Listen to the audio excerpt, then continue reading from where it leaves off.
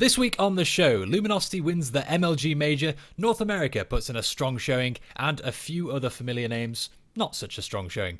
I'm Jack Westerman, joined by John Blue Mullen, and you're watching PopFlash. This week's clip is Mouz Sports vs Na'Vi at eStars Seoul 2011, where Karrigan picks up a 1v4 clutch in the quarter-final.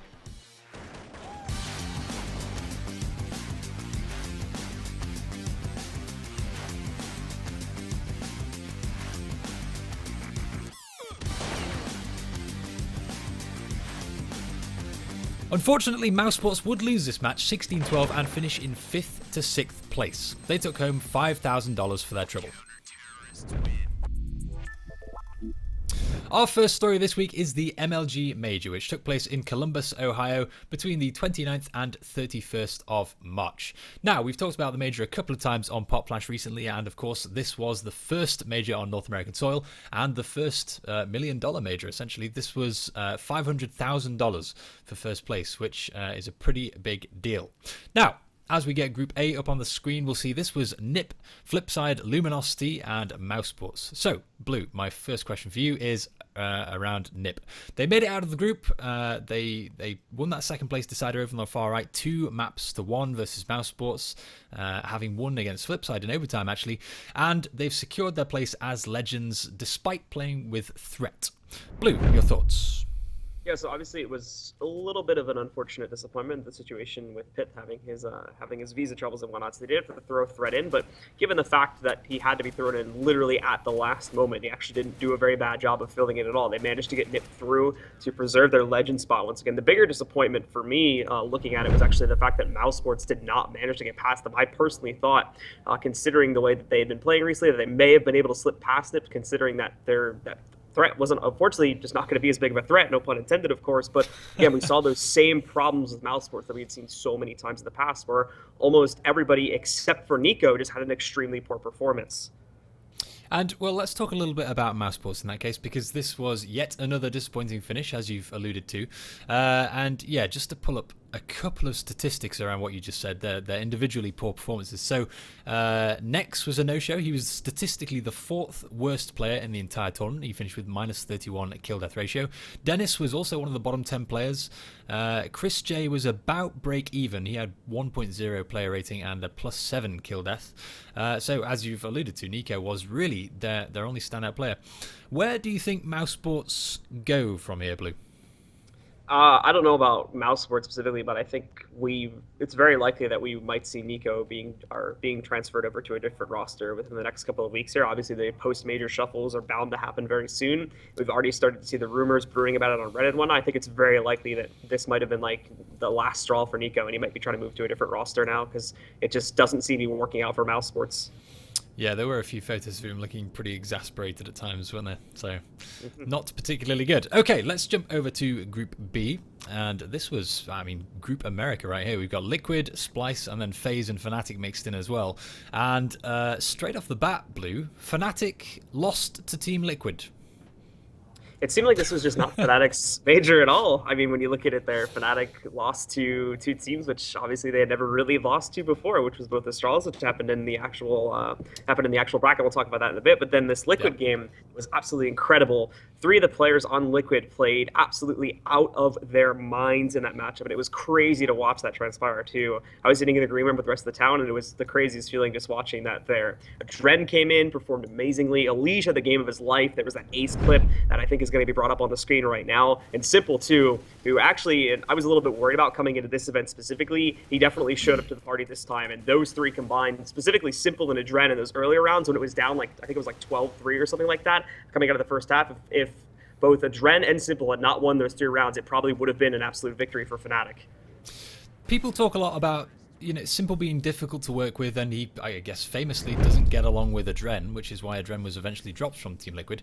But this was like the 3rd good performance Adren's put in a row at this tournament. Do you think Liquid are regretting the decision to drop him at all?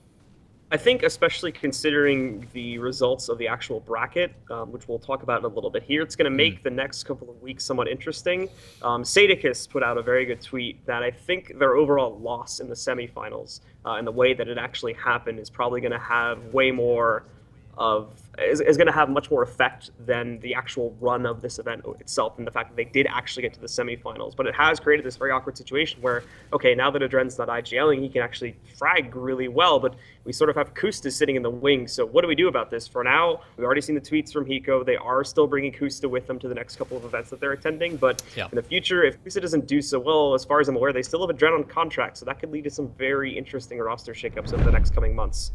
Yeah, absolutely. We'll have to keep our eyes peeled, I guess, on Team Liquid. Well, let's jump over to Group C. Speaking of optimism, this was Counterlogic's group, along with EnVyUs, Astralis, and Gambit, as we can see on screen now. And, of course, the two teams to advance were Astralis and Counterlogic Gaming, which some people may not have expected either. They beat Gambit out in the second place decider over on the far right. But before we get to them, we should stop at EnVyUs first in the top left, because they had an abysmal tournament. For a previous major winner to finish in essentially dead last place, they lost to CLG 16-8, and then they got knocked out by Gambit 16-13. And again, another abysmal performance to highlight is Kenny S, who finished -13 and 0.65 player rating. He also was in the bottom 10% of players at this event. Pretty disappointing if you're a French CS fan, right, Blue?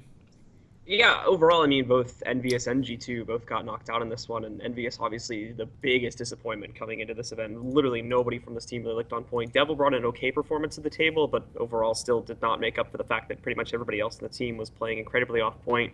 We'd already seen their struggles leading up to this event at the IEM Season 10 finals back in Katowice. They didn't really look that well there, and they also got knocked out very early on, and it just continued here in an even worse fashion. They just weren't prepared for this major at all. They look like a complete mess, and they finally realize it now. Now they've been called out on it. I think they're going to try to start to regroup themselves, but as to how well that's going to go, I don't know. It's going to take a lot now, because they've definitely sunk basically from hero to zero in that literal definition of itself, now being the first team to go from a major champion to a last place team, with almost the same exact roster going from major to major.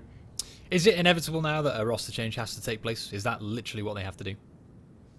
It's a strong possibility that we could see a shuffle now between G2 and EnVyUs once again, but there was already some discussion about this when Devil got jumped onto it, is that like normally we just see these rosters changing up, and one of the two big French teams will have like a honeymoon period, but it never stays. It always goes for a couple months and then fades away again. So if the French players are thinking about this as well, it could be another thing that happens, like, okay, maybe we just want to try to stick together and work on issues rather than just flipping the rosters once again, because we know now that that's not a permanent solution.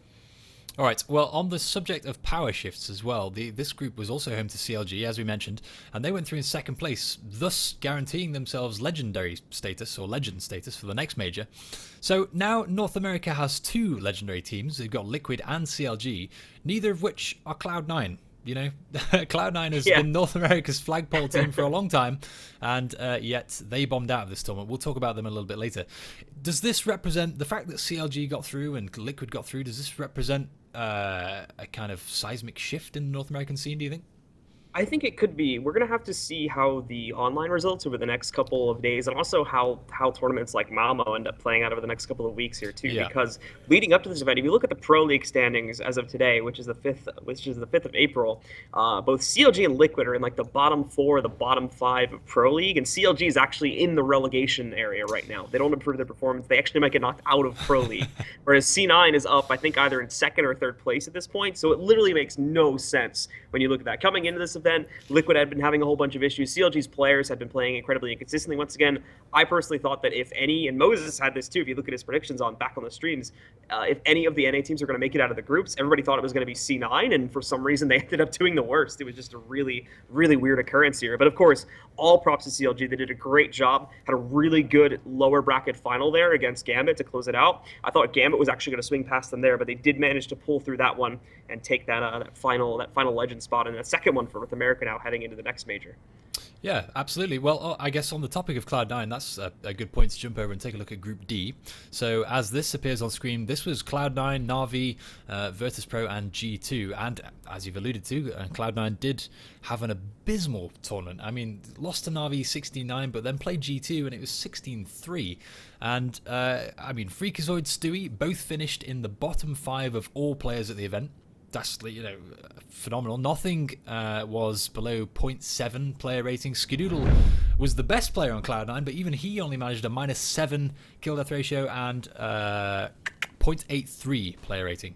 So just across the board, not working for Cloud9. What was the problem? I mean, how much can they be missing Sean Gares at this point? I mean, this is where it doesn't even make sense anymore, too, because we have been starting to see some good developments on C9 as of a week or two coming up to this event. Again, going back and looking at a lot of the online results, they had started having Stewie helping out with the calls a little bit there, too, taking some of the pressure off of Nothing. And we'd already seen that Nothing was sort of getting overwhelmed with that new role of the IGL, but it seemed like they were starting to improve. Now, Stewie specifically had been showing some really good signs of development as an individual player, but when he came into this event and when a lot of the other veterans now to the C9 roster came into this event, again, at the major, all of them just dropped the ball completely. So I don't know if it's a nerves thing or whatever, but this team just seems to have the worst luck possible with major groups, and again, unfortunately, they're not going to find themselves making out of it back at Columbus. Well, the other team in this group I want to talk about before we look at the bracket is virtus.pro, the only team Cloud9 didn't meet here, actually. And virtus.pro beat G2, and then they went through, lost that game to Na'Vi, but came back to beat G2 a second time, 2-1 in that second place game. So they've gone through as well. They qualified from the groups. They've got their legendary status. Given their performance prior to the major, I mean, they've got to be quite pleased with this, right? Yeah, absolutely. I mean, you never know what's going to happen with virtus.pro. We've already seen this now. The slump, the plow, there's the meme and everything with that one. But obviously, they did the prep work coming into this event. Same thing as EnVyUs, where previously having these big struggles and whatnot, but they definitely did the prep work that was needed for this one, and they showed up to play. Some very big performances from their players here, and it definitely earned them their spot in keeping their legends at the very least, although they were not able to fight past the quarterfinals against Luminosity. Absolutely. Well, that's a good moment to get the bracket up on screen. So as this comes up, we'll see this was the quarterfinals, semifinals, and the grand final. And as you've alluded to, Blue, Luminosity did knock out virtus.pro down there in the bottom left. That was 2-1. However, for VP, losing to the eventual champions still hold their head pretty high, I think. So, the other team I want to talk about here initially is Astralis. So they're the second map down, the second quarterfinal down. They played Fnatic first, beat them 2-0, knocked Fnatic out of the major, and then came up against Na'Vi and lost 2-0 themselves. And it was a pretty heartbreaking turn of events, I think it's fair to say. Astralis, so known for choking in the semifinals, and yet here again, they've managed it. Blue, explain. So yeah, Astralis, I think I had a lot of hope for them coming into this event that maybe this could be a semifinal. Unfortunately, though, looking at the brackets, they definitely got what, in my opinion, was the harder matchup going up against Na'Vi, who has looked to have been in very good shape for a while. And actually, when you look at it, I think that Astralis should have won this matchup here when you consider the fact that Guardian was not as on point in this major as he has been in the past due to his injury now coming into this one. And it was really Flamey that did most of the heavy work there for Na'Vi. So you have to give the credit to him, but Astralis, again, that curse is continuing. We still just cannot see these guys get past the semifinals for some reason, despite them absolutely decimating Fnatic there in the quarterfinals. There was so much hype behind Astralis, but it all just stopped completely at those semifinals. So I don't know what it is with these guys, but they cannot get past those semifinals. You mentioned Guardian's hand injury just there, and of course, Olaf Meister's currently got a wrist injury or a hand injury as well, right? I think they're both some kind of RSI going on, right? I think Guardians might be something a little bit different, but Olaf's is definitely some form of carpal tunnel or RSI. Yeah, okay. So in that case, at what point do we decide we're playing too much Counter-Strike? I mean, how beneficial would an off-season be for these guys, just in terms of getting away from the PC for a little bit? There was a bit of an off discussion actually from with Ricky Lumpkin, who's that fairly well-known person in the CS community, who's actually in the NFL. He's a player for the NFL, and he was saying that these players just need to focus, they need to get some strength going in their forearms and whatnot. And actually, before these symptoms start to come on, they just need to make sure that their hands are prepared. There's nothing stopping them, in my opinion, at least, from actually continuing to play. It's just they need to take the proper precautions, make sure they're doing these exercises and whatnot, so that this doesn't eventually happen to them in the future. Unfortunately for Olaf Meister, I think it actually might be a little bit too late for him. We're going to have to see how this develops over the next couple of months. There's still maybe time for Guardian, but this is definitely a dangerous thing that if CS is going to be a long-standing esport now for 5 or 10 years to come, that this definitely needs to be looked at by some of those players that want to be in the scene for that long. Okay, absolutely. Well, best of luck to those two guys with their various injuries. Now, we talked about Guardian. Let's look at Na'Vi. So they obviously finished in second place at the major, back-to-back second places, in fact, which we'll talk about. As we look at the bracket, we'll see they beat Ninjas in Pyjamas, perhaps not a surprise. Nip were playing with Threat. Then they knocked out Astralis, as we mentioned, and ultimately lost to Luminosity 2-0 in that grand final. This is yet another second-place finish for Na'Vi. It must be disappointing for these guys, Blue. Yeah, absolutely. And there was a tweet, I think it was from Zeus, that was saying now that reshuffle's coming because now they haven't managed to make it through again, and it was because we were starting to see. I don't know what's going to be happening with Guardian now, and that actually does make me a little bit more worried since he's such a fun player to watch. But things may be changing up. Of course, there were some great performances though. Looking at it, you get to the actual finals of the major. That's something to be ashamed of. It's just the fact that you make it 2 times in a row, and well, you're not the victor, especially against a team. I wouldn't necessarily say that they shouldn't have lost to Luminosity. It was definitely a deserved victory for Luminosity too. But since they've had so much experience going off against Luminosity, and Navi has been in the upper echelon of the scene for so much longer, that you think that they might have been able to beat them once again. But this was not the case here. Of course, though, there were still those big performances, as I was mentioning a moment ago. Edward and Flamey had absolutely crazy tournaments, and specifically in the semifinals, Edward was a huge key in actually getting them through that against Astralis into the finals themselves. So still some very good performances, but disappointing once more that now they make it to the actual finals rather for the second time, and they're not the winners once again. And it's against their biggest enemy in the scene too, which is Luminosity. Yeah, these two teams are pretty closely fought, right? I think they've won 50% of the rounds they've played against each other for the last few months, right? Yep. Well, let's talk about Luminosity. Last question before we wrap this up. So, Navi did lose to Luminosity, and Luminosity therefore are the major champions. They won $500,000 in convincing fashion. I think the grand final, especially the second map, wasn't particularly close, but Luminosity didn't have the smoothest path to the grand final. Despite only losing one map, they did go to overtime a couple of times. They had some extremely close games. Was this as a convincing victory as it looks, Blue? Absolutely. I mean, Luminosity, this is the incredible story, and we've seen people talking about this endlessly, but let's just go over this again real quick. Almost just over a year ago now, these guys were literally needing help just to get to tournaments. They couldn't afford to even get there. They had a Brazilian sponsor and whatnot, and now they've ascended. They moved to North America when they were still under Keat Stars, I think was their organization at the time. Yep. Moved on from there, got picked up by Luminosity, had all this support, and have just been constantly growing. And basically, they've reached the apex point now. A couple roster changes here and there, of course, but they were all in good taste. Taco has now finally came into his own on this roster, and he's absolutely proved it here at the major. That roster, they finally make it, and now they're the champions of the largest major so far that we've ever seen, and the biggest prize pool for one. So big props to those guys. They absolutely deserved it. And going against VP and Liquid, who really looked on point there too. Those were some very close matchups. So they could not have asked, at least when you look at the matches, probably for a harder bracket leading up to the finals. Last but not least, I've got some quick-fire questions for you, Blue. So, quick as you can, give me your thoughts on the following news stories from the week. First of all, Fnatic have announced that they will be missing DreamHack Malma.